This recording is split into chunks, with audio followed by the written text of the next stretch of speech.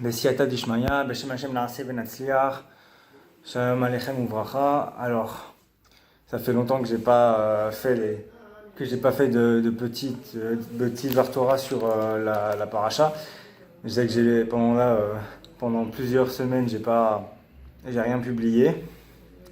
Je vais essayer de rattraper, je publierai des choses sur les parachutes d'avant beaucoup plus tard, tant pis, c'est pas grave. Mais en tout cas, là, on va faire sur Shemot, puisque c'est quand même un nouveau Sefer Shemot, quoi. C'est un nouveau Sefer, donc nouveau Shlav, on va dire ça comme ça, nouvelle étape. Donc on va faire Shemot. Commentaire du Chafetz Chaim, sur Chafetz Chaim à la Torah, donc Chafetz Chaim sur la Torah. Il y a beaucoup de choses qui racontent, mais je vais juste vous lire trois petits commentaires, puis de là on va faire une petite conclusion. Et voilou, quoi. Alors, Vayakam Moshe, Vayoshi'an. Moshe se leva et les sauva. Moshe sauva Tzipora de la main des bergers, et plus tard, elle lui rendit l'appareil, elle annula le décret de mort qui pesait sur lui en circoncidant leur fils. Donc là, le Chafetz Chaim nous dit qu'on peut en déduire que tout bienfait qu'on accomplit pour quelqu'un d'autre, il faut le faire jusqu'au bout. C'est-à-dire que tout ce qu'on fait pour autrui, c'est tout forcément récompensé. Comme on vient d'expliquer plus haut avec Moshe qui a sauvé Tzipora d'Ibergé. Alors Tzipora, elle a sauvé Moshe Rabbeinu de la mort parce que vous savez quand Dieu a dit à Moshe de partir en Égypte, et en fait il y avait la Brit Mila de leur fils à faire. En fait il savait pas. Alors qu'est-ce que je fais? Dieu il leur donne la Brit Mila, mais Dieu il m'ordonne maintenant, il me dit va en Égypte. Il me dit pas prends ton temps, bois un café et va en Égypte maintenant.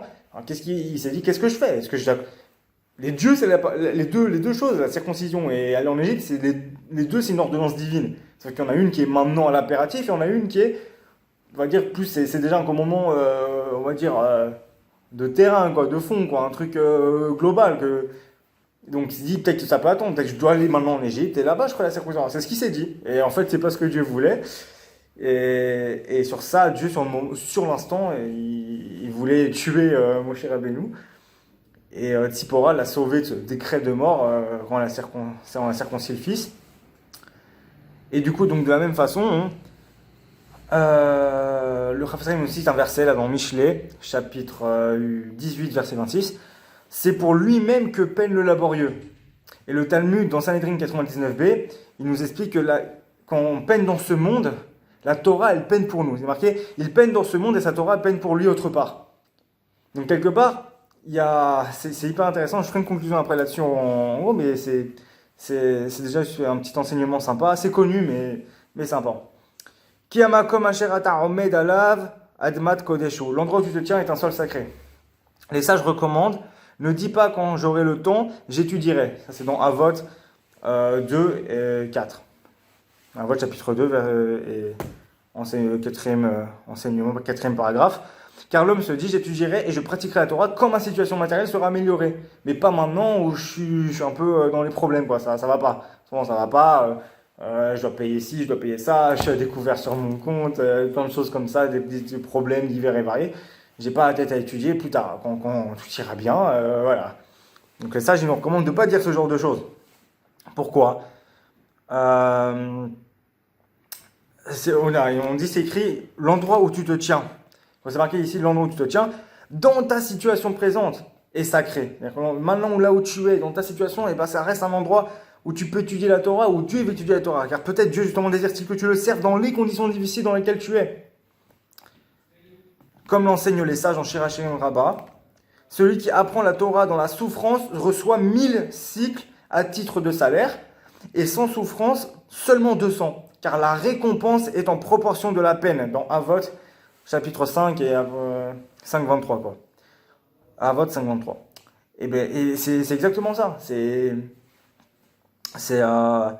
Il faut se dire tout le temps, souvent, c'est sûrement ça, moi, ça me fait penser à moi, en fait. Et hier, d'ailleurs. Souvent, moi, là, vous savez, je suis allé, donc, pour ceux qui ne savent pas, c'est marqué dans la description dans ma chaîne YouTube, mais je suis allé en yeshiva. Et ça m'arrive, dans la yeshiva, il y a un seder, il y a une sorte d'emploi du temps, d'études. Et donc, il y a le matin, l'après-midi, et normalement, le soir. Et le soir, Je fais jamais jusqu'à la fin. C'est-à-dire que le soir, je fais moussard avec un raf, je sais pas si je peux citer son nom, donc je sais pas son nom, mais je fais moussard avec un raf qui fait de 8h30 à 9h. Ça, en général, j'y vais. Mais après, il y a Gemara. On refait encore de la Gemara et c'est hyper important parce que tout ce qu'on a un peu appris, tout ce qu'on a vu un peu dans la journée, eh ben, on le révise le soir avec le rave qui nous fait le soir. Normalement, c'est obligatoire, mais le soir, il n'y a jamais personne enfin, pas personne, mais il est très. Sur le nombre d'élèves de la yeshiva, il y a 1% des élèves qui vont au cours du soir. Et donc c'est devenu entre guillemets facultatif, mais en soi c'est obligatoire. De toute façon, si quelqu'un il a vraiment envie d'apprendre, d'évoluer, bah, il doit se donner à fond, quoi. Et il peut pas être fainéant ou quelque chose comme ça. Et moi, du coup, le soir, j'y arrive pas. La vérité, mon Yetzirara, comme ça. Le soir, je peux pas. Moi, je suis du matin, je suis pas du soir, moi. Le soir, enfin, si, le soir, je couche tard, mais le soir, j'ai envie d'être tranquille. Quand toute la journée, j'ai étudié ou j'ai travaillé ou peu importe quoi, le soir, j'ai rien envie de faire. Enfin, voilà. Donc, et hier soir, c'était pareil. J'étais là dans une pièce, la pièce juste à côté là-bas, comme ça, tranquille, en train d'écouter de la musique comme ça, un peu déprimante en plus. Enfin, pas vraiment déprimante, vous savez, genre des musiques de films, des choses comme ça, vous voyez, des trucs un peu, voilà. J'étais comme ça, et je sais pas, j'attends que le temps passe, et bon, et là, il y a un barreau ici qui est venu, qui m'a dit, mais qu'est-ce qui se passe, qu'est-ce qui t'arrive? Alors, je discutais un peu avec lui, il me dit, écoute, sors de là, sors-toi de cette pièce-là, arrête d'être dans le noir, d'écouter des trucs tristes comme ça, arrête, c'est bon, viens étudier. Je dis non, c'est bon, écoute, ça va, j'ai étudié toute la journée. Qu'est-ce que. Il me dit, allez, vas-y, allez, enlève ton téléphone, enlève ton téléphone, mets-le quelque part où tu veux, voilà, va à côté avec nous, et prends un livre, prends ce que tu veux, étudie ce que tu veux. Et du coup, c'est vrai, j'ai pas pris ma Gemara et j'ai fait de la Gemara. J'avais vraiment pas la tête à faire de la Gemara. Mais voilà, j'ai pris ce que j'avais. J'ai pris un peu de moussard, un peu de. Voilà, des petits trucs comme ça. Et je me suis posé avec deux livres là-bas, comme ça. Et j'ai lu un peu. Puis j'avais quelque chose à faire aussi pour le Sidour. Là, on rentre en période des Shovavim. Je vais pas en parler des Shovavim parce que voilà. Mais on rentre en période des Shovavim pour ceux qui savent ce que c'est. Une période très propice à la réparation de tout ce qui est péché sexuel, quoi. Ça peut être semence en vain ou relation, fornication, des choses comme ça. Bref, tout ce qui est péché sexuel, c'est une période propice à la réparation de ces péchés-là, plus qu'à d'autres moments, quoi. Et le Rav Ron Moshe Shaya, oui, parce que personne ne sait qu'il s'appelle Moshe aussi, moi aussi je savais pas, mais c'est important, il s'appelle comme ça, donc bon, Rav Ron Moshe Shaya Shlita, il a fait je crois que ça va être publié bientôt, il a fait un bon cours là-dessus. Je pense qu'il durera une demi-heure peut-être, je sais pas, peut-être qu'il s'est bien coupé, je sais pas. Bon, en tout cas, il a fait un bon cours là-dessus, c'est intéressant. Je vous inviterai à le regarder parce que bah, c'est intéressant. Et donc on rentre en période de Shovavim, mais j'avais quelques petits trucs à ajouter dans mon sidour. Alors j'ai aussi fait ça. Bref, en tout cas, je me suis sorti de mon quotidien, enfin on va dire, mon habitude de soirée à rien faire ou à faire quelque chose de pas constructif, écouter de la musique, juste voilà, à penser, ou être sur l'ordinateur, bon, faire voilà quoi. C'est bon, on peut faire des choses constructives sur l'ordinateur, mais pour encore, c'était pas sur l'ordinateur, là j'étais juste en train d'écouter un peu de musique, à rêvasser, et bah voilà, ce parcours, il m'a sorti, enfin, voilà, il m'a poussé dehors, quoi. Pas poussé, dans le sens, psychologiquement, il m'a poussé. Là, j'ai posé mon téléphone, j'ai pris deux lits, je me suis posé, avec tout le monde dans le Beth Midrash, et là, je pensais même plus au téléphone. Bon, c'est vrai que j'avais quand même envie de me dire, tiens, pourquoi je pourrais pas étudier en écoutant de la musique? Et il a dit, non, tu dois te concentrer, voilà, après, pareil, tu vas penser à autre chose. Pourquoi? Tu vas étudier, tu vas lire quelque chose. Tu sais, tu peux lire en écoutant de la musique. Mais quand tu écoutes la musique, la musique c'est gorem, ça entraîne que tu vas avoir des pensées, tu vas commencer à penser à autre chose, tu vas plus te concentrer dans ta lecture. Et vraiment, c'est pour ça que je vous dis, ouais, là, cette situation maintenant, ouais, bon, ça va, j'étudierai, écoute, je lui disais, écoute, la semaine prochaine, promis, je lui dis, ok, la semaine prochaine, j'étudierai le soir et tout, si tu veux, et tout, mais là, s'il te plaît, laisse-moi, là, maintenant, tout de suite, là, je suis pas bien, et tout. Et bah voilà, c'est exactement là ce qu'on nous dit. Exactement. Justement, faut pas dire justement oui, pas maintenant alors que je suis dans une mauvaise passe. Peut-être que Dieu il veut que tu le serves dans les conditions difficiles que tu trouves actuellement. Il faut, même si on a comme ça, on est fatigué ou on est en colère, on a la flemme ou peu importe quoi. Très bien, à ce moment-là, c'est vrai que normalement, l'organisation, on va dire le cadre veut que normalement le soir, je dois être avec le Rav là-bas qui nous fait une Chazara. On révise un peu la Gemara, le Talmud, quoi. On révise un peu tout ça. T'as pas envie, toute la journée, tu as le Talmud, matin et midi, le soir, salon, tu vas exploser, ça, stop. Ok, très bien, t'as pas la force. Au moins, dis-toi, te dis pas, c'est bon, moi je suis fatigué, comme ça, voilà, nonchalant, là, j'attends que le temps passe. Chaque minute, chaque seconde, c'est rien en plus, franchement, même 20 minutes, un quart d'heure, 20 minutes. Dis-toi même 10 minutes, je prends vite fait un livre, je vais lire quelques petites lignes et tout, de Moussard, un truc que j'aime. Le Moussard le Tanar, ou lire quelque chose, peu importe quoi, ce que vous voulez, quelque chose qui vous intéresse. Et mettez-vous là-bas avec les gens, etc. Et vous êtes entouré, il y a une ambiance comme ça. Et quand on est dedans, après, on se dit, vous vouliez que 10 minutes, au final vous avez fait une demi-heure parce que voilà, vous étiez dedans, quoi. Et là, vous avez tout gagné. Donc voilà. Donc je parle, là, ce que je vous dis, comme je viens de vous le dire, avec un exemple personnel, même pour moi. Genre, je suis pas mieux que n'importe qui. Ok, donc troisième commentaire, désolé, j'ai beaucoup parlé, je pense que je couperai, je sais pas, on verra. Shal na'alecha me'al raglecha ki amakom asher ata omed alav admat kodeshu. Ôte ta chaussure de ton pied car l'endroit où tu te tiens est un sol sacré. Partout et en toutes circonstances, nous dit le Chafetz Chaim, son commentaire, l'homme peut se rapprocher de son Créateur, le servir et accomplir ses commandements en veillant simplement à ce que rien ne fasse séparation entre lui et le Saint béni soit-il. Il nous cite un verset là-bas de Yeshaya, de Isaïe, car vos péchés mettent une barrière entre vous et Dieu. C'est le sens des propos que Dieu adresse ici à Moshe. Ôte ta chaussure de ton pied, écarte ce qui fait séparation entre toi et l'endroit où tu te tiens. Car tout endroit où je rappellerai mon nom est sacré. Il faut simplement enlever ce qui est fait écran. C'est marrant parce que quand je dis ça, et ce qui est fait écran, ça me fait aussi penser, moi, hier avec mon téléphone, l'écran, quoi.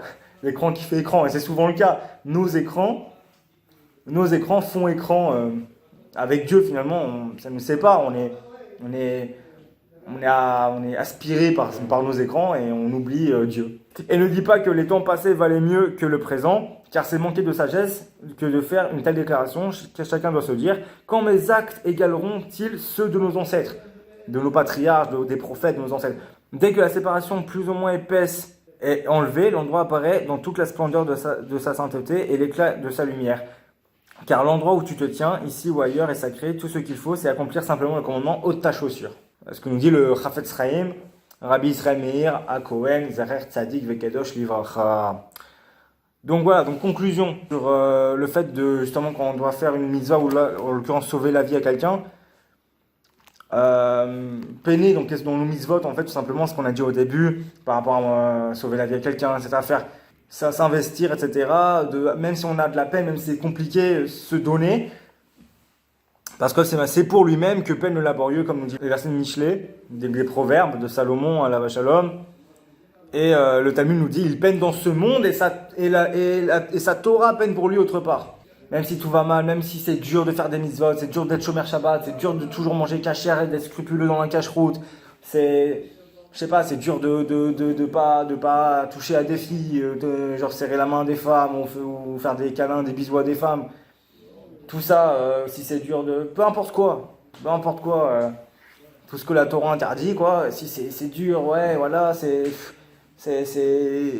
on n'a pas forcément l'humeur, etc. pour vraiment mais il faut, et plus on peine, plus c'est dur, plus on a un salaire. Et justement, c'est ce qu'on nous dit après, ce qu'il nous a dit après, le Chafetz Chaim, par rapport à l'étude, de dire faut pas étudier, j'étudierai plus tard, etc. Non, faut pas, et justement, se dire justement que voilà, il y a marqué ici, comme nous dit dans Shirachem Rabbah, le Chacham nous dit, et celui qui apprend la Torah dans la souffrance reçoit 1000 cycles à titre de salaire, et sans souffrance seulement 200, car la récompense est en proportion de la peine. Et justement, c'est pas que pour l'étude de la Torah, c'est pour n'importe quoi, pour tout et n'importe quoi, pour chaque mitzvah. On souffre de ça, par exemple, je sais pas, quelqu'un il a envie, quelqu'un qui fume, Shabbat, enfin pas Shabbat, mais quelqu'un qui fume, bah, Shabbat, il va se forcer, s'il se force à pas fumer, il va souffrir. Il sait que ça sourd de fumer Shabbat, il va souffrir, il va avoir du mal. Alors je parle pas, quelqu'un qui a l'habitude de fumer un paquet par jour, Shabbat, tu peux pas arrêter de fumer parce qu'un paquet, à mon avis, tu pètes un plomb. Donc bon. Et puis il y a des autorisations Bediavad pour des gens qui sont mamache, ils n'ont pas le choix quoi. Sinon ils deviennent fous. Et de toute façon, enfin voilà quoi. Alors Shabbat, il va être complètement gâché. Alors bon, en tout cas, quelqu'un qui fumerait maintenant 3 à 4 cigarettes par jour. Franchement, le Shabbat, il peut essayer, soit au moins de réduire. Mais même s'il réduit, même s'il en fume une ou deux. Mais il n'en aura pas fumé 3 ou 4. Et peut-être que les quelques fois, il va se retenir et il va souffrir. Il va dire non, non et tout. Ah, il a envie d'exploser. Mais il se retient chaque seconde, pas une minute, chaque seconde où il se retient. Dieu et tous les anges, ils l'applaudissent. Là, ils lui disent vas-y, c'est ça, continue. C'est bien et tout. Et chaque seconde qui passe, il reçoit un salaire. Il reçoit un salaire. Énorme. À la fin, il a craqué. Après 10 minutes, il a craqué, il a pris une cigarette. Ok. Mais vous dire, même pour la cigarette, pour n'importe quoi, pour n'importe quel péché, n'importe quel avéra, des fois, il faut changer les idées. Si on reste, on se dit non, non, non, non, non, on reste non, non, non, mais en fait, c'est encore plus dur. Donc, au final, des fois, c'est juste simplement, ok, vous avez envie de fumer, vous avez envie d'allumer la télé, d'aller sur votre téléphone, Shabbat. Très bien, bah. Je sais pas, si vous avez de la famille, allez parler avec votre frère, votre soeur, jouer avec votre petite soeur, votre petit frère, ou sortir dehors prendre l'air avec un ami, ce que vous voulez, ou manger quelque chose.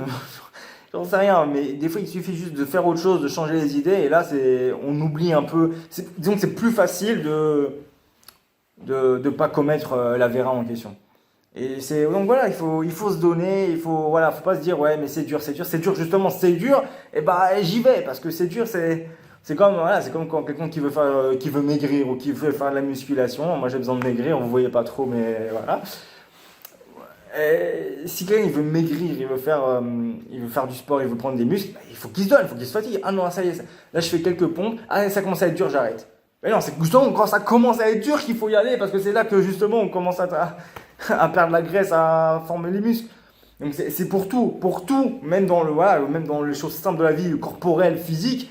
C'est la peine, la souffrance qui font qu'on a justement du résultat. C'est qu'en fait, finalement, on doit se dire que Dieu est toujours avec nous. On va faire conclusion. Dieu, il est toujours avec nous. Il est toujours avec nous, il ne nous abandonne pas. Dieu, il nous aime et il est patient avec nous, il est miséricordieux. Et quand il sait qu'on a du mal, et il sait que c'est dur pour nous. Et il est là, il patiente. Et même si on le met en colère, si on le déçoit, et ben il prend sur lui tout le temps. S'il prenait pas sur lui, on serait tous morts. On se prendrait des éclairs sur la figure et on serait mort. Voilà. Même pas besoin d'éclairs. Il ferait en sorte qu'il y ait un mec en moto qui te renverse et c'est fini. Tout, hein, n'importe quoi. Si vraiment il n'était pas patient. Maintenant, Dieu, il nous aime et dans sa grande miséricorde, il est là, il nous donne les forces pour nous corriger, pour nous battre. Il est attentif à chaque effort qu'on fait. C'est clair que la Avera, quelqu'un qui maintenant on va parler Shabbat, quelqu'un qui pour fumer Shabbat ou qui veut allumer son téléphone, un jeune, il peut pas se retenir, il est accro à son téléphone, il peut pas pour X raisons. Je dirais pas, il y a plein de raisons pour lesquelles des jeunes ils peuvent vraiment être accros au téléphone, ils veulent absolument parler à une fille chez Mishmor à qui ils ont parlé, qui sont en crush ou je sais pas quoi. Peu importe, chez Mishmor, mais ça peut arriver, malheureusement. Il y a des jeunes juifs comme ça qui font Shabbat, mais ils sont pas chomrenegi, ils parlent aux filles, donc forcément, et du coup, la fille, elle est disponible le week-end, forcément, en semaine, elle travaille ou elle étudie, alors il a envie de dire, tout le Shabbat là, ça y est, j'ai envie de lui parler. Voilà, quelqu'un, je voulais vous dire, c'est très grave, si au final vous avez transgressé Shabbat, Hachem Mishmor, quoi, mais Hachem Mirachem, mais d'un autre côté, c'est pas pareil. La personne qui vient Shabbat, il se dit bon c'est Shabbat, mais dès que j'ai l'occasion là le soir dans mon lit, tac, allez vite, je prends mon téléphone, je vais vite parler à la personne, ou je vais jouer à je sais pas quel jeu, ou je vais regarder sur Netflix, j'ai envie de regarder absolument, faut que je voie la série là, j'ai trop envie.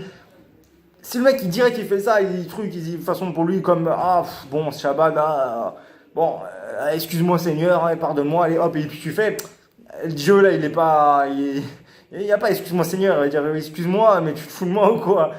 Par contre, maintenant, le mec, le même résultat, au final, le résultat, c'est qu'il a pris le téléphone. Maintenant, le même résultat, la personne va prendre le téléphone au final, que Dieu l'en préserve, mais il va se retenir. Il va dire non, non, non, c'est Shabbat, faut pas que je prenne le téléphone, non, non, non, après Shabbat, en plus, en ce moment, ça finit tôt Shabbat, arrête, ça, t'auras le temps après Shabbat, arrête, Shabbat, Shabbat.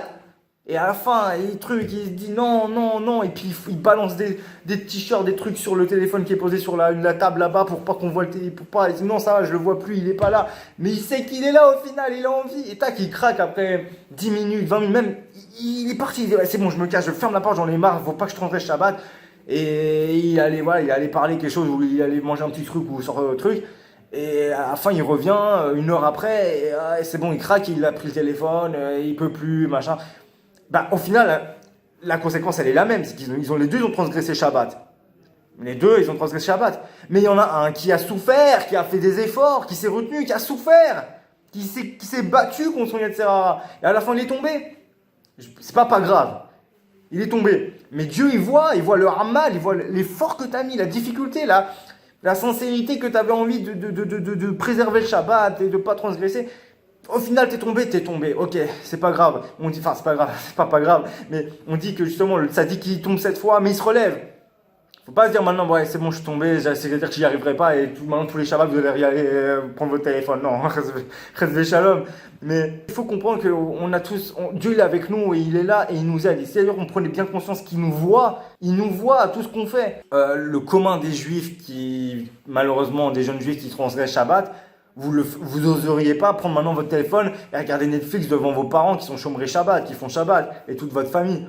Non, vous faites ça en cachette, sous la couette, dans votre lit, tranquille. Vous faites porte fermée à clé ou quelque chose. Vous faites pas ça en mode genre c'est normal, les gars, je prendrai Shabbat devant. À part les gens effrontés, vraiment, la plupart du commun des mortels, le commun des juifs, jeunes juifs comme ça qui transgressent Shabbat, ils le font en cachette. Bah, de la même façon que vous oseriez pas, si maintenant vous êtes dans vos champs avec le téléphone, vous entendez votre père qui commence à rentrer, vite vous balancez le téléphone sous la couette, vous faites genre je dormais. On connaît tous. Et bah, de la même façon, si avec ça pour vos parents, si vous dites que Dieu il vous voit, lui, vous le voyez pas, mais lui il vous voit.